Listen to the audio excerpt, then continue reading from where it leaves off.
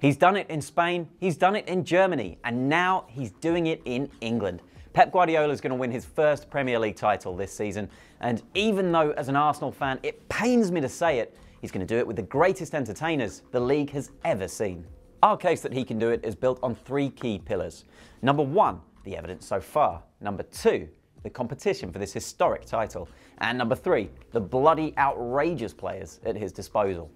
It's fair to say Man City have started the season rather well. They've won 10 of their opening 11 league games, including victories over Liverpool, Chelsea and Arsenal.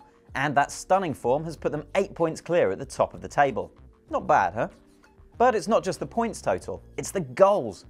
City scored 38 times in their first 11 games this season. For those of you who don't have a calculator, if they keep that rate up, they'll have 131 by the end of the season. That would smash Chelsea's Premier League record and even beat the best top-flight total set by Aston Villa way back in the 1930s. We shouldn't be surprised by this, of course. Guardiola's teams have always been rampant in attack. During his Barca reign, the team passed the 100-goal mark twice in 4 seasons, and Bayern were the Bundesliga's top scorers in 2 of his 3 seasons in Germany. And now we may be approaching peak Pep. 31 points and plus 31 goal difference is a record start for a Guardiola side. So Bayern and Barca fans, if you thought he was good back then, get a load of him now. So the evidence so far suggests Guardiola is exactly the right man to construct a modern-day goal machine. But to claim the title of the greatest ever attacking force in English football, the stubbly Spaniard must guide his side past marks set by some truly great teams. Think about Arsenal's Invincibles team, the magnificence of Thierry Henry and genius of Dennis Bergkamp, supplied by the elegance of Robert Pires and pace of Freddie Ljungberg. And how about that incredible Manchester United attack from a few years later? Wayne Rooney, Carlos Tevez and some chap by the name of Cristiano Ronaldo, 3 of the best, most effective forwards to grace the Premier League, all playing at the top of their game. And then there's the current record holders themselves, Carlo Ancelotti's Chelsea side from the 09-10 season, the ultimate all-round striker Didier Drogba, the all-time great midfield goalscorer Frank Lampard, and a supporting cast of Florent Malouda and Nicolas Anelka. Those teams definitely qualify as tough competition, as Pep's new side strives to break the record. But we know from recent evidence from his time at Bayern and Barca and what we've seen already this season that they have a real chance of making history. So now to the final ingredients in this City souffle. The elite players at his fingertips and a City management group letting him do his thing, something that wasn't always the case at Bayern Munich. So, the players. Where do I begin? Let's start at the front, shall we?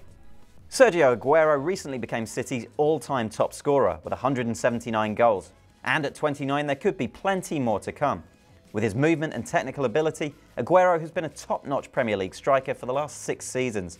And with 8 goals in 8 games in this campaign, he's still doing the business for the City fans.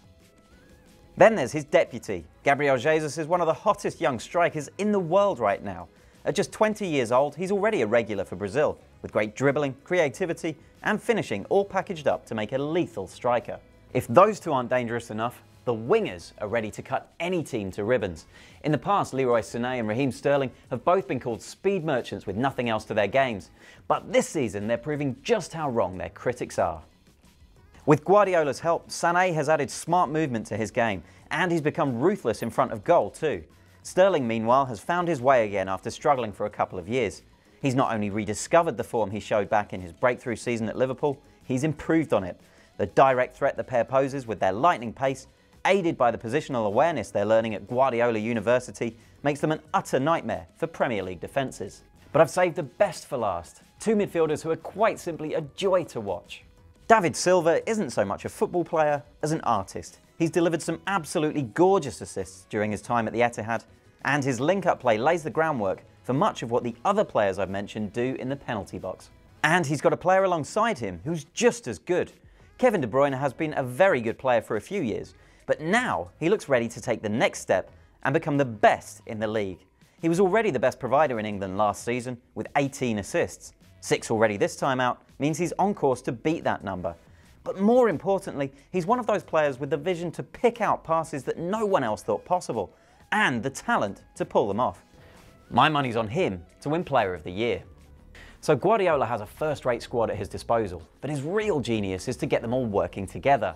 Much like at Barcelona, he's managed to take a group of uber talents and make them play as a unit rather than as individuals.